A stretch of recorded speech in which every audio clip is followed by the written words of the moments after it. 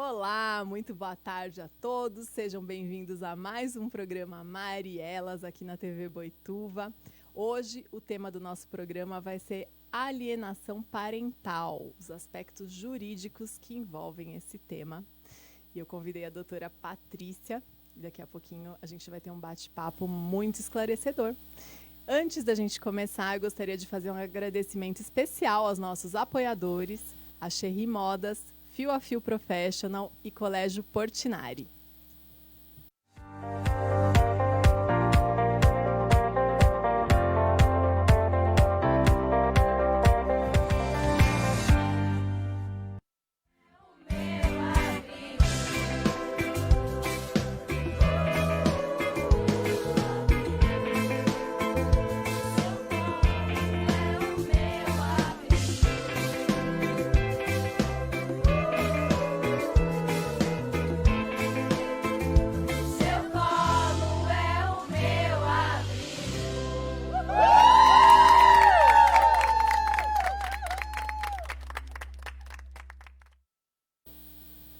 Muito bem, estamos de volta. Hoje eu estou aqui com a doutora Patrícia Helena Alves Teles. Ela é advogada, presidente da comissão OAB Vai à Escola e instrutora na oficina de pais e filhos. Hoje nós vamos falar sobre alienação parental. Seja muito bem-vinda, doutora Patrícia. Obrigada, boa tarde, Mari. Boa Agradeço tarde. o convite por estar aqui mais uma vez falando com você, ainda mais sobre esse tema tão importante que é a alienação parental. Bom, vamos começar definindo para o público leigo o que é alienação parental. Bom, a alienação parental, ela ocorre geralmente nas situações em que as partes estão se divorciando e nesse contexto, ou dentro desse contexto, pai, mãe e às vezes até família estendida acaba perdendo um pouco o senso da razão no que tange a as partes deixarem de ser cônjuges, ou seja, marido e mulher, e onde se encerra aí a relação de conjugalidade e entra a relação de parentalidade, ou seja, continuam sendo pai e mãe dos filhos. Por não saberem muitas vezes lidar com essa situação, por restarem aí mágoas, feridas abertas relacionadas a essa questão da ruptura da convivência, uma das partes, ou seja, quem tem a guarda da criança, dos filhos, passa a interferir no psicológico dos filhos de modo a desqualificar, a denegrir a imagem da parte contrária, ou seja, do outro genitor. Doutora Patrícia, desculpa interromper, mas você está falando tão bonito, né? Com palavras assim tão lindas, mas na verdade, gente, o casal se separa, um fica morrendo de raiva do outro e quem paga a conta é a criança. Então aí a mãe ou o pai, né, quem tem a guarda da criança, fica falando para o filho, porque seu pai é isso, porque seu pai é aquilo, ou a sua mãe é isso, sua mãe é aquilo. De forma reiterada, ou seja, de forma maciça na cabeça da criança, desqualificando, ou seja, o seu pai não presta, o seu pai te abandonou, quando na realidade não é nada disso. As partes, né, marido e mulher não existe mais, eles não são mais casados, não têm mais a relação de conjugalidade, mas eles são pais, continuam sendo pai e mãe. E quem tem a guarda, se faz isso com o filho de forma contínua, causa danos psicológicos na criança. Essa é a alienação parental, ou seja, você tentar colocar na cabeça da criança uma imagem que não é verdade e que não existe daquele pai ou daquela outra pessoa, daquele outro genitor que não convive mais por conta da separação, né? Não convive mais diariamente. E aí, nesse contexto é que nós temos a alienação parental. A princípio, isso é ruim. Pode ocorrer de forma esporádica, às vezes você está nervoso, solta ali uma frase que não é para soltar. Mas quando isso ocorre de forma sistemática, vai causando danos psicológicos na criança. Esses danos, se eles ocorrem de forma contínua, a criança ela pode desenvolver o que a gente chama de SAP, que é a sigla para Síndrome de Alienação Parental. É um conjunto de sinais e sintomas que a criança apresenta. Isso, que vários distúrbios como ansiedade, depressão, raiva, de modo a que a criança passe a simplesmente não querer mais ver, mas conviver com o outro genitor, aquele ao qual, eu falo da mãe porque geralmente as crianças ficam com a mãe, né? Mas, enfim, aquele ao qual a mãe passou de forma maciça na cabeça da criança a dizer que não presta, a dizer que abandonou, quando na realidade não teve um abandono. O pai continua sendo pai, a mãe continua sendo mãe, os avós continuam sendo avós. E às vezes acontece da mãe não deixar a criança, o pai visitar a criança, mesmo tendo a guarda, como é que chama, não é compartilhada?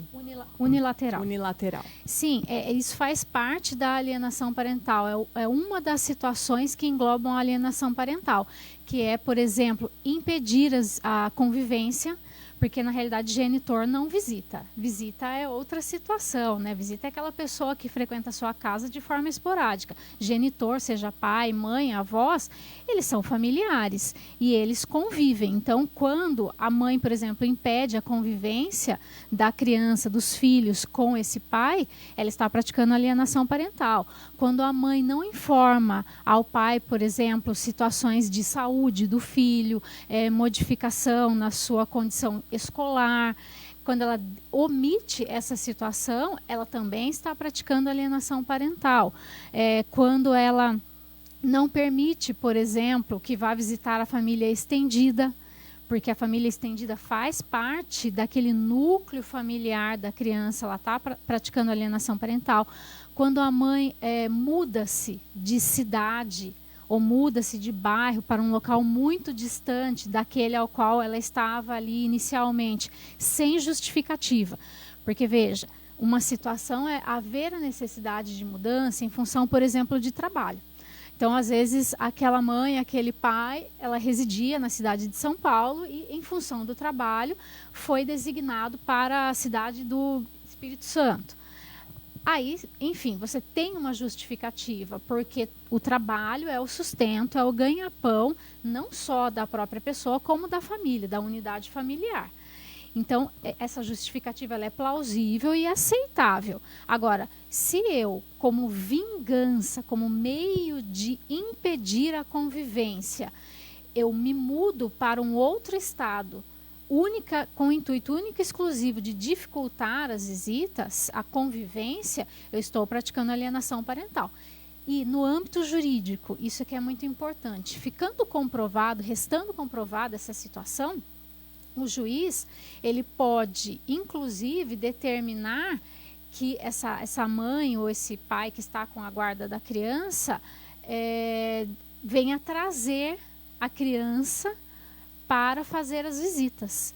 Então, por exemplo, no acordo inicial ou na sentença de divórcio, ficou determinado ali que a criança, o pai retiraria a criança para conviver aos finais de semana da residência da mãe. Se a mãe se muda com o único intuito de praticar alienação parental, o juiz, estando comprovado isso através de ação autônoma, parecer, o juiz pode determinar a inversão, quer dizer, o tiro pode sair pela culatra. Então, é necessário as pessoas entenderem que hoje existe legislação que regulamenta a alienação parental.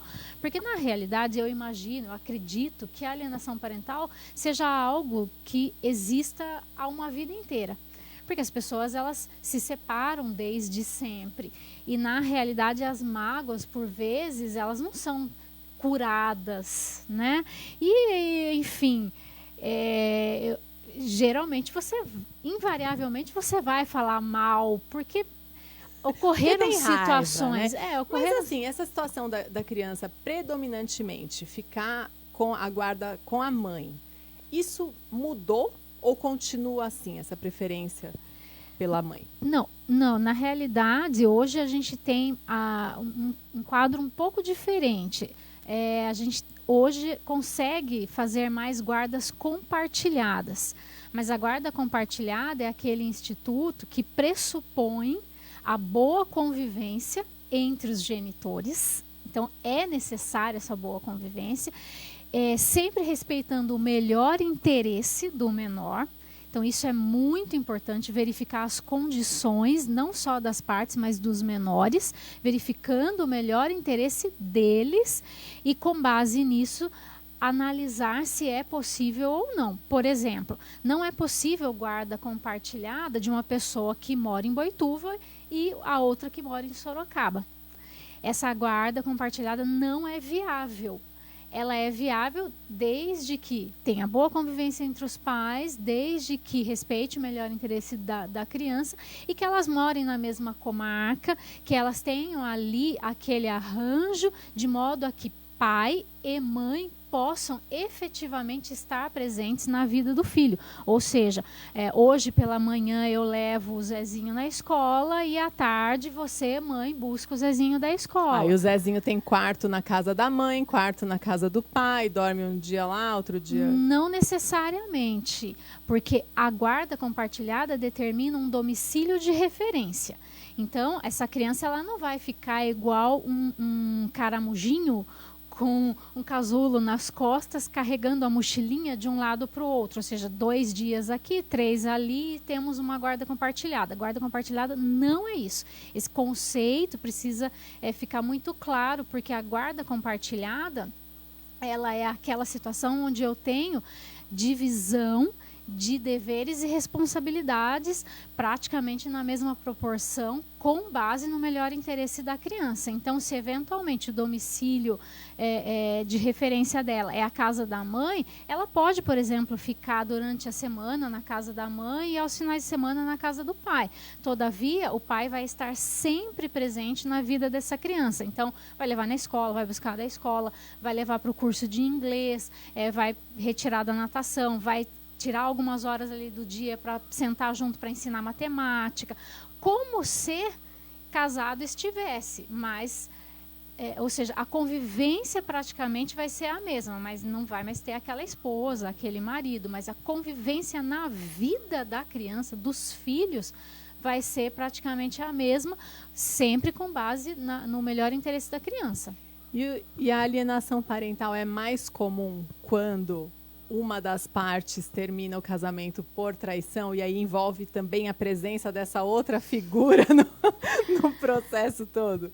Geralmente sim. Geralmente sim. Assim, as causas de divórcio são várias. Então, pode ser traição, que é muito comum, né? Pode ser violência doméstica, que infelizmente é uma situação que existe e que vem aumentando na nossa sociedade. A questão de violência doméstica precisa ser combatida, precisa ser muito amplamente debatida na sociedade, porque é inadmissível, né? E também, enfim, questões de falta de auxílio, manutenção financeira, alcoolismo. Vários são os casos que podem gerar a ruptura do relacionamento. Todavia, quando envolve traição, infidelidade, não importa por qual das partes, quem se sente magoado fica muito ferido, precisa de auxílio, porque o divórcio, a ruptura no casamento, ele é equiparado, isso é um estudo, não sei o que estou dizendo, são os psicólogos que fizeram estudos a respeito disso, eles comparam o divórcio à morte. Então, é uma morte em vida. E quando você não trata isso, você transfere essa situação para os seus filhos. Quem pratica alienação parental usa os filhos como muleta da sua vida. Ou seja, aquela pessoa necessita muito mais dos filhos do que os filhos necessitam dela, porque ela não se tratou, porque ela não conseguiu ultrapassar aquela fase da mágoa. E aí ela transfere isso para os filhos dizendo coisas como seu pai é um vagabundo, seu pai te abandonou, mas na realidade o pai não abandonou. Ocorreu uma ruptura no vínculo conjugal, eles não são mais casados. Mas como essa mulher, eu falo da mulher, mas entenda-se, é para ambos os sexos, ela não consegue mais ter aquela pessoa enquanto marido, ela também tenta impedir a convivência dele com os filhos, causando nessa criança todos esses transtornos. E em casos mais graves e avançados da síndrome de alienação parental, você tem inclusive o suicídio de crianças e adolescentes, porque não conseguem conviver com essa situação. É uma situação de agressão muito forte. Porque imagine você chegar para uma criança de 5, 6 anos, por exemplo, e dizer: o seu pai te abandonou. Quando o pai, na realidade, não abandonou. O pai apenas, por algum motivo, não importa qual, não é mais casado com a mãe. E a mãe não consegue ultrapassar essa fase da ruptura, da separação, a ponto de, olha, realmente nós adultos não podemos mais conviver, nós não somos mais casados, mas eu sou sua mãe e ele é seu pai, para todo sempre enquanto viverem. Não é até completar a maioridade, não, é enquanto vivos forem. Você vai ter filho enquanto viva você for, e o seu filho também vai ter pais enquanto vivos forem. E essa é a situação que a lei determina para análise. Se existe isso, se ficar comprovado isso, através de processo, através de estudos psicossocial, que é feito com a equipe interdisciplinar do judiciário, né, psicólogo, assistente social, em se constatando isso, há a possibilidade, inclusive, de perda da guarda, modificação, por exemplo, se a guarda era unilateral, o juiz pode determinar guarda compartilhada, se isso for viável, aumentar período de convivência, por exemplo, se as visitas eram uma vez a cada 15 dias, o juiz aumenta, semanal, ou mais vezes durante a semana. Então, tudo isso, através de análise, o juiz modifica. Existem sanções, pagamento de multa, a lei também determina. Em se constatando isso, pode ser que o juiz determine lá, através de sentença, para aquele alienante, o pagamento de multa. Ou seja, né, se a gente puder dar um conselho para os casais que estão em processo de divórcio, de separação, em prol do bem-estar dos seus filhos, tenham um bom relacionamento, sim, não falem mal um do outro para os seus filhos, tentem, na medida do possível, fazer um acordo da guarda compartilhada. Para que os filhos possam conviver o máximo de tempo com um e com o outro e com a família estendida. E vão tratar suas dores no psicólogo, não vão desabafar suas dores com os filhos, descontar a raiva nos filhos, projetar suas dores nos filhos, que não tem nada a ver com isso. Porque eles, além de não terem nada a ver com isso, eles não têm condições de entender essa situação. Então, para uma criança, por exemplo, quanto menor ela for, menos condições de entender um caso, por exemplo, de traição, ela vai ter. Então, não dá para falar todas as coisas para os filhos.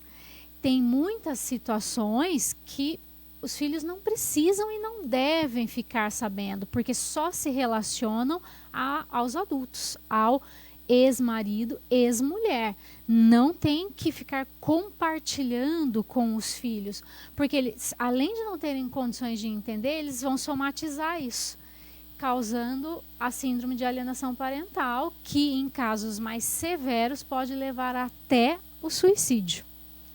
Bom, gente, é um assunto muito sério, então, muito obrigada por todos esses esclarecimentos. Lembrem da dica, entrem em acordo, vocês estão se separando, não envolvam as crianças nisso e tudo bem.